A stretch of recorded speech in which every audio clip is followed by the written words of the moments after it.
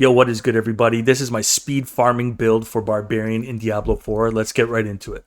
So first things first, let's start with the aspects. We're going to Dust Devil's aspect, and this allows our Whirlwind ability, which is our core ability, to cast Dust Devils. Moving right along, we're going the aspect of Limitless Rage, and this will increase the damage we deal with our core ability when we gain Fury past our maximum amount of Fury.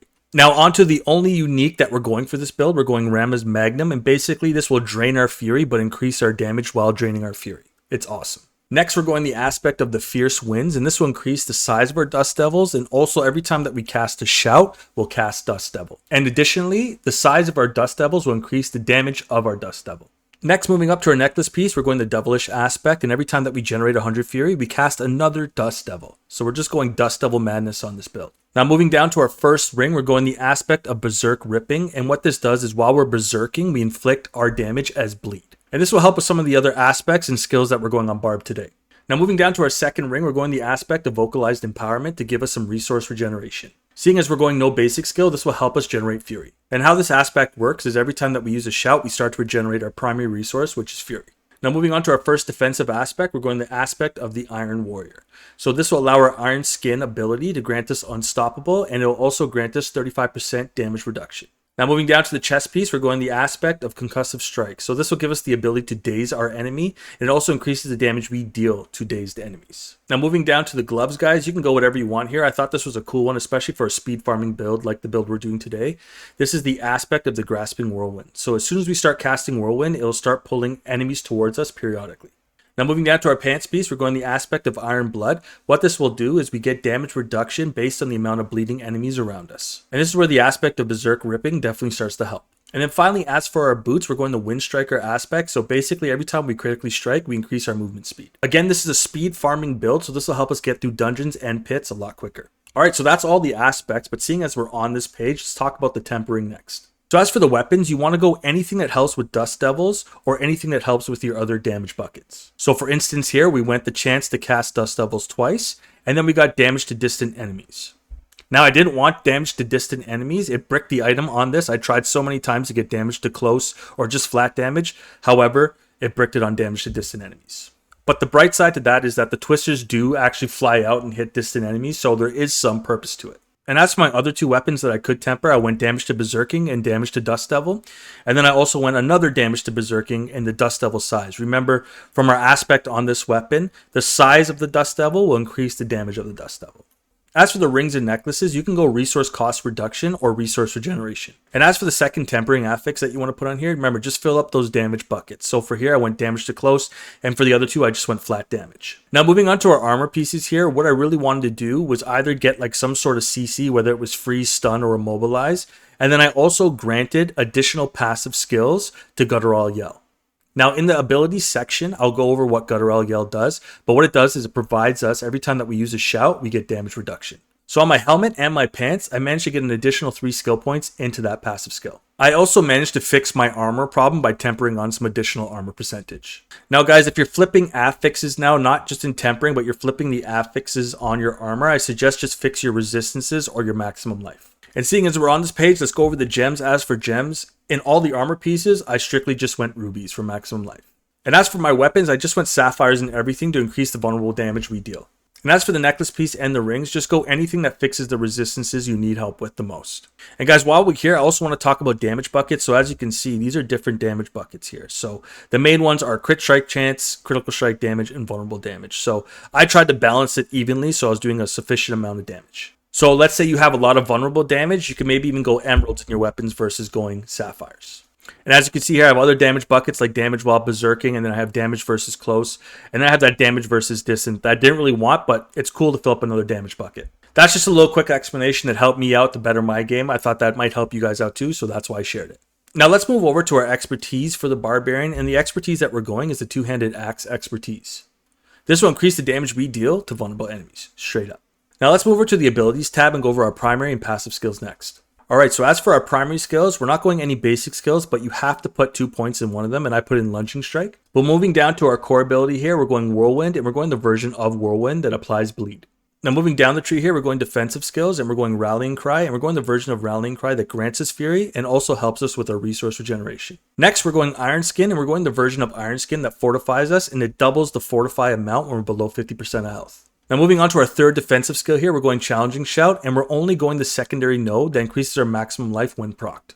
Now, as for these last nodes, I don't like conditional skills. I don't like the condition of it being I have to get hit to generate Fury. Although that might happen a lot, in some cases when you're doing a lot of damage, you don't get hit. And the same goes for our brawling skills here. We're going 1 into Warcry, and we're not getting the last node here. We're only getting the second node, which grants us Berserking.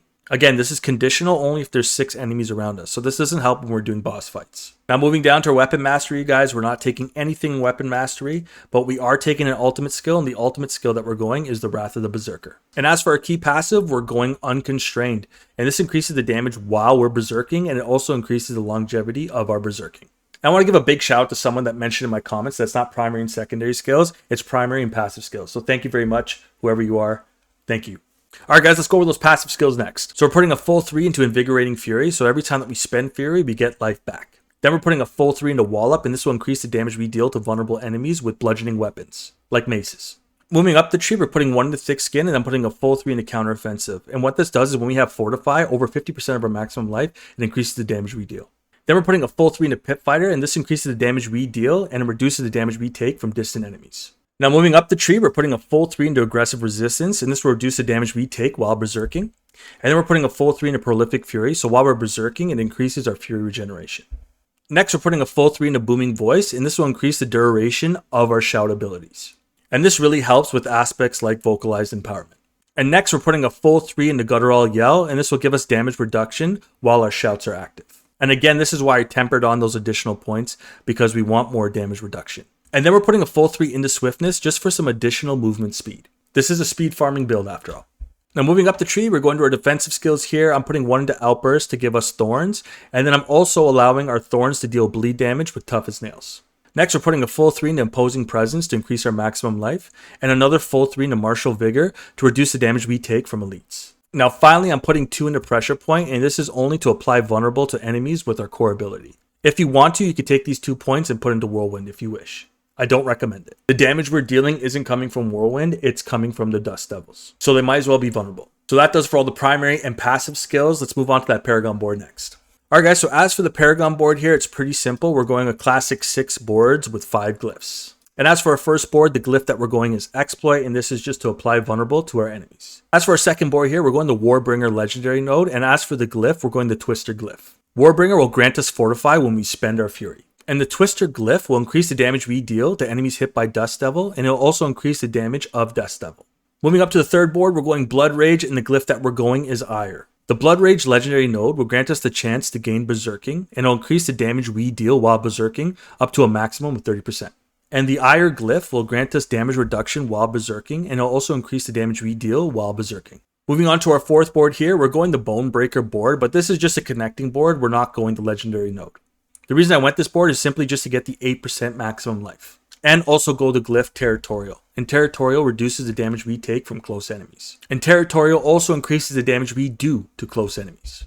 Moving down to our fifth board here, we're going Decimator, and the glyph that we're going is the Martial glyph. Decimator will increase the damage we deal to vulnerable enemies, and if we so happen to overpower, it'll increase the damage we deal to vulnerable enemies. And the reason we're going the Martial glyph is every time that we cast a shout, it reduces the cooldown of our non-shout abilities, just like Wrath of the Berserker and Iron Skin. And as for the final board here, guys, we're going Hemorrhage, and this is just to further increase the damage we deal to bleeding enemies. And you guys already know I got the build over at Mobalytics, so if you want to go check it out there, it's called the Season 4 Whirl Demon Bar build. And I got everything here from the assigned skills to the skill tree to the Paragon board. And I also have the variants of the build, which I call the Swing Demon and the Unique Demon. And the Swing Demon is just a double swing version of the build. And the Unique Demon is the version of the build where I have uniques, more uniques on. So if you guys want to go check that out, I'll leave a link in the description and in the comments for you. So that does it for the primary, the passive skills, the Paragon board, and the Mobalytics plug. So let's put this build to the test and do a tier 100 Nightmare dungeon and see if we can get some goblins along the way. So if you guys made it this far, I only have 2 questions for you. Let me know in the comments. Should they leave the goblin theme in the game permanently? And do you guys want to see the double swing version of this build? Like, do you guys want me to make a video on it? Let me know down in the comments. So here we are. I'm going to pop an elixir. I love the Holy Bolts elixir. It's the most busted one. It also helps with the speed farm process. And I'll do edits as necessary. I don't want you guys to be bored, but here we go. I can finally speak freely and candidly, but as you can see, this build is kind of nuts. And hopefully we get some goblins along the way. All right, guys, here we go. We got a Greed Shrine. Let's see the goblins fly. Nothing yet. Getting close. We see a big pack here. There's one. Got him. Sweet. Nice.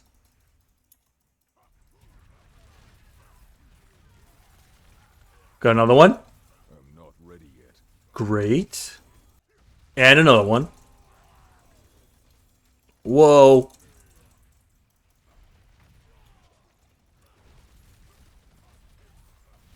Boom. Here we go. Here we go.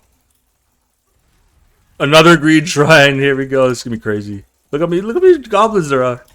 Holy, I'm excited. I'm giddy. Yeah, this should definitely be a permanent thing in the game. They should put goblins in the game all day. This is awesome. This is what we want. This is the money right here. And look how fast the build just tears through everything. Oh, don't let him get away. Oh, another one. Oh my goodness. We're going to have scattered prisms galore here. Oh, that one got away. But I don't want this one to get away. Let's see if we can go back and double back and get him. Nope. Nice. Let's see if I got that goblin. Let's see if we can get him. Can we get him? Yeah, we got him. Awesome. Yo, we're doubling up on the goblins here. Sorry, guys. I got so much loot, I had to teleport back to town to empty my bags. I'll be right back. And the Blizz Devs have smiled on me this day. We got another Greed Shrine. Here we go. Oh, it didn't activate, though, but that's okay. Let's see how many more goblins we can get here. Oh, there's one. This is so much fun. They definitely have to put this back. They have to definitely add this back into the game. Like, oh no, I got walled in. Okay. One goblin down. Oh my goodness. I must wait. Jeez. We're going to have a crazy number of treasure bags after this. That's it. Boom. Here we are. We're just about to end. I must wait. Easy money. There we go. Alright guys, that was so much fun. We managed to get 8 treasure bags and 2 greater treasure bags. And we also happened to get 2 uniques along the way, which is awesome as well. So as you can see, this comes out quite frequently. So if you try to put this build together, I guarantee one of those goblins are going to drop this sword. And guys, I just want to give a big shout right now to all the content creators that make builds too. And if this build looks anything like theirs, I'm sure it does. You know, big ups to them, credit to them. And if you guys take this build and make it your own as well, you know, feel free. I find it flattering if someone finds this build helpful. But let's get to the real meat and potatoes here. Let's see how much loot and what kind of loot we get from these treasure bags. Now that's a beautiful thing. No uniques, but damn. Oh, I lied. We got 1 unique.